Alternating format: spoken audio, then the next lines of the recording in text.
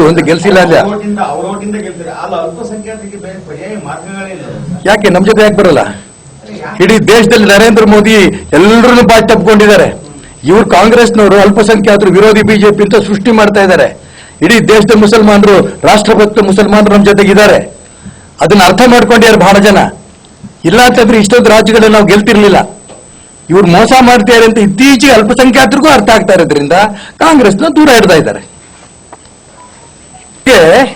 ವಿದ್ಯಾಭ್ಯಾಸಕ್ಕೋಸ್ಕರ ಕೊಡ್ತಾರಂತ ಏನು ಅದನ್ನ ಸ್ಕಾಲರ್ಶಿಪ್ 2 ವರ್ಷದಿಂದ ಕೊಟ್ಟಿಲ್ಲ.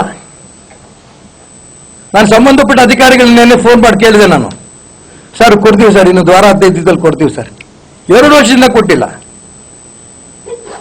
ನಮ್ದು ಒಂದೇ ಜಿಲ್ಲೆನಲ್ಲಿ ಹತ್ತತ್ರ 38,000 ಜನ ಇದ್ದಾರೆ,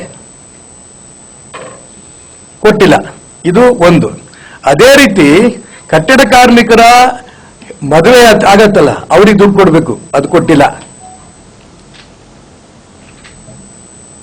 ಡೆಲಿವರಿ ಆಗತ್ತಲ್ಲ ಹೆಣ್ಮಕ್ಳಿಗೆ, ಅದ್ರ ದುಡ್ಡು ಕೊಟ್ಟಿಲ್ಲ. ಕಟ್ಟಡ ಕಾರ್ಮಿಕರು ಯಾರು ಮರಣ ಹೊಂದಿದ್ರೆ ಅವ್ರಿಗೆ ದುಡ್ಡು ಕೊಡಬೇಕು, ಅದ್ರ ದುಡ್ಡು ಕೊಟ್ಟಿಲ್ಲ. ನನ್ನನ್ನು ಪಟ್ಟಿ ತರಿದ್ರು, ನಿಜಕ್ಕೂ ಕಣ್ಣಲ್ಲಿ ನೀರು ಬಂತು ನನಗೆ. ಹೀಗೆ ಬಡವರ ಪರವಾಗಿ ನಾವು ಒಂದು ಹೋರಾಟ ಇವತ್ತು ಶುರು ಮಾಡಿದ್ದೇವೆ. ಇದು ನಾವು ಈಗ ಇವರಿಗೆ ಮನೆಗಳು ಸಿಗೋ ತನಕ ನಮ್ಮ ಹೋರಾಟ ನಿಲ್ಲಿಸಲ್ಲ. ಇದು ಮೊದಲನೇದು. ಎರಡನೇದು, ನಾನು ಪ್ರಾರಂಭಕ್ಕೆ ಈ ಸೆಷನ್ ಮುಗಿತಿದ್ದಂಗೆ ಮಾನ್ಯ ಸಂತೋಷ್ ಲಾಡ್ ಅವರು ಕಾರ್ಮಿಕ ಇಲಾಖೆ ಮಂತ್ರಿಗಳು. ಅವ್ರ ಗಮನಕ್ಕೆ ಬಂದಿದೆಯೋ ಬಿಟ್ಟಿದೆಯೋ ನನಗಂತೂ ಗೊತ್ತಿಲ್ಲ. ಈ ಕಟ್ಟಡ ಕಾರ್ಮಿಕರಿಗೆ ಬರಬೇಕಾದಂತ ಹಣ 2 ವರ್ಷದಿಂದ ಬಂದಿಲ್ಲ. ಆ ಕಡೆ ಗಮನ ಕೊಡಿ, ತಕ್ಷಣ ಅದನ್ನು ಬಿಡುಗಡೆ ಮಾಡಿ ಅಂತೇಳಿ ನಾನು ನಮ್ಮ ಟೀಮು ಅವ್ರನ್ನೂ ಹೋಗಿ ನಾವು ಭೇಟಿ ಮಾಡಿದ್ದೇವೆ. ಒಂದು. ಎರಡನೇದು, ನಾವು ನಾಳೆ ಮಾಡ್ತಿರೋಂಥ ಜಾಥಾ ಶಿವಮೊಗ್ಗದಲ್ಲಿ ಚುನಾಯಿತ ಪ್ರತಿನಿಧಿಗಳು ಈಗಿಲ್ಲ, ಅವ್ರ ಟರ್ಮ್ ಮುಗಿದೋಯ್ತು. ರಾಜ್ಯ ಸರ್ಕಾರ ಚುನಾವಣೆ ಇಷ್ಟರೊಳಗೆ ಮಾಡಬೇಕಾಗಿತ್ತು. ಅವರೇನೋ 35 ವಾರ್ಡ್ ಇದ್ದು ಜಾಸ್ತಿ ಮಾಡ್ತೀವಿ, ಶಿವಮೊಗ್ಗ ನಗರವನ್ನು 10 ಕಿಲೋಮೀಟರ್ ಅಷ್ಟು ವಿಸ್ತರಣೆ ಮಾಡ್ತೀವಿ, ಅದೆಲ್ಲ ಮಾಡಿ ವಾರ್ಡ್ಗಳು ಮಾಡಿ ಅದಾದ ನಂತರ ರಿಸರ್ವೇಷನ್ ಮಾಡಿ ಮೊಮ್ಮಕ್ಕಳ ಕಾಲಕ್ಕೆ ಆಗ್ಬೋದು ಇದು ನಗರಸಭೆ, ಪುರಸಭೆ, ಮಹಾನಗರ ಪಾಲಿಕೆ ಚುನಾವಣೆಗಳನ್ನು. ನಾನು ಅದಕ್ಕೋಸ್ಕರ ಹೇಳ್ತೀನಿ, ತಕ್ಷಣ ಈಗ ಏನು ಪರಿಸ್ಥಿತಿ ಇದೆ, 35 ವಾರ್ಡ್ ಇದೆ, ಏನು ಯಾವ ಡಿವಿಷನ್ಗಳಿದೆ, ಅದೇ ಪ್ರಕಾರ ನಿಮಗೆ ವಾರ್ಡ್ಗಳು ರಿಸರ್ವೇಷನ್ ಬದಲಾವಣೆ ಮಾಡಬೇಕು ಅಂತ ನಿಮ್ಗೆ ಆಸಕ್ತಿ ಇದ್ರೆ ಮಾಡ್ಕೊಳ್ಳಿ. ಇಲ್ಲ ಇದೇ ರೂಪ ಇದ್ರೆ ಅದೇ ರೂಪದಲ್ಲಿ ತಕ್ಷಣ ಚುನಾವಣೆ ನಡೆಸಬೇಕು.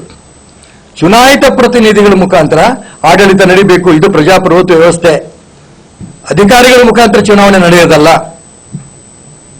ಯಾವುದೇ ಊರಲ್ಲಿ ಅನೇಕ ಕಡೆ ಕುಡಿಯೋ ನೀರಿಲ್ಲ ಮಳೆಗಾಲದಲ್ಲಿ, ಯಾರಿಗೆ ಫೋನ್ ಮಾಡಬೇಕು? ರಸ್ತೆಗಳಂತೂ ಎಲ್ಲ ಗುಂಡಿ ಬಿದ್ದೋಗಿದೆ, ಯಾರಿಗೆ ಕೇಳಬೇಕು? ಅದಕ್ಕೋಸ್ಕರ ರಾಜ್ಯ ಸರ್ಕಾರಕ್ಕೆ ನಾಳೆಯ ನಮ್ಮ ಹೋರಾಟದಲ್ಲಿ ಮಹಾನಗರ ಪಾಲಿಕೆಗೆ ತಕ್ಷಣ ಚುನಾವಣೆಯೂ ನಡೆಸಬೇಕು ಅನ್ನೋ ಒಂದು ಒತ್ತಾಯವನ್ನು ಇಟ್ಕೊಂಡು ನಾವು ನಾಳೆ ಹೋರಾಟ ಮಾಡ್ತಾ ಇದ್ದೀವಿ. ಮನೆ ಕೊಡ್ಲಿ ಫಸ್ಟ್. ಇದು ಆಶ್ರಯದ ಬಗ್ಗೆ ಪೂರ ಸರ್ಕಾರ ಮರ್ತೋಗ್ಬಿಟ್ಟು ಬಡವ್ರ ಪರವಾಗಿದ್ದೀವಿ, ಹಿಂದುಳಿದವರು, ದಲಿತರು, ಅಲ್ಪಸಂಖ್ಯಾತರು ಇವ್ರ ಪರವಾಗಿದ್ದೀವಿ ನಾವು. ಈಗ ನೆನ್ನೆ ಬೇರೆ ಬಹಳ ಜೋರಾಗಿ ಹೇಳಿದ್ದಾರೆ, ಇನ್ಮೇಲೆ ದಲಿತರು ಅನ್ನಲ್ಲ, ಪರಿಶಿಷ್ಟ ಜಾತಿ ಪರಿಶಿಷ್ಟ ವರ್ಗ ಅಂತ ನಾವು ಇನ್ಮಂತ ಹೇಳ್ತೀವಿ. ಸಂತೋಷ, ನಾನು ಬೇಡನಲ್ಲ. ಆದ್ರೆ ಪರಿಶಿಷ್ಟ ಜಾತಿ ಪರಿಶಿಷ್ಟ ವರ್ಗಕ್ಕೆ ನ್ಯಾಯ ಕೊಡ್ತೀವಿ ನಾವೇ ಕಾಂಗ್ರೆಸ್ಸೇ ಕೊಡ್ತೀವಿ ಅಂತ ಹೇಳ್ತಾ ಇರೋದು ಯಾವಾಗಿಂದ? ಸ್ವತಂತ್ರ ಬಂದಾಗಿಂದ. ತುಂಬಾ ನೊಂದು ಹೇಳ್ತಾ ಇದ್ದೀನಿ. 187 ಕೋಟಿ ಆ ಪರಿಶಿಷ್ಟ ವರ್ಗ ಪರಿಶಿಷ್ಟ ಜಾತಿಯವ್ರ ದುಡ್ಡನ್ನ ನುಂಗಿ ನೀವು ನೀರು ಕುಡ್ದಿದಾರಲ್ಲ, ನೀವು ಯಾರ ಪರ ಹಾಗಾದ್ರೆ? ಅಲ್ಪಸಂಖ್ಯಾತರು ಪೂರ್ಣ ಅವರು ಇವತ್ತು ನಂಬಿಕೊಂಡಿದ್ದಾರೆ. ಆ ಇಲಾಖೆಯಿಂದನೂ ಕೂಡ ಲೂಟಿ ಹೊಡೆದ್ರು.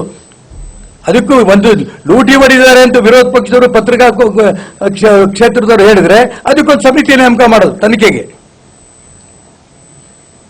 ಹಿಂದುಳಿದವರಿಗೆ, ಅಲ್ಪಸಂಖ್ಯಾತರು ಅಂತ ಹೇಳೋರಿಗೆ, ಪರಿಶಿಷ್ಟ ಜಾತಿ ಪರಿಶಿಷ್ಟವರಿಗೆ ಇದನ್ನೇ ಸ್ವತಂತ್ರ ಬಂದಾಗಿಂದ ಹೇಳ್ಕೊಂಡ್ ಬಂದಿದ್ದೀರಲ್ಲ, ಅವ್ರ ಉದ್ಧಾರ ನಾವು ಮಾಡ್ತೀವಿ ಅಂತ.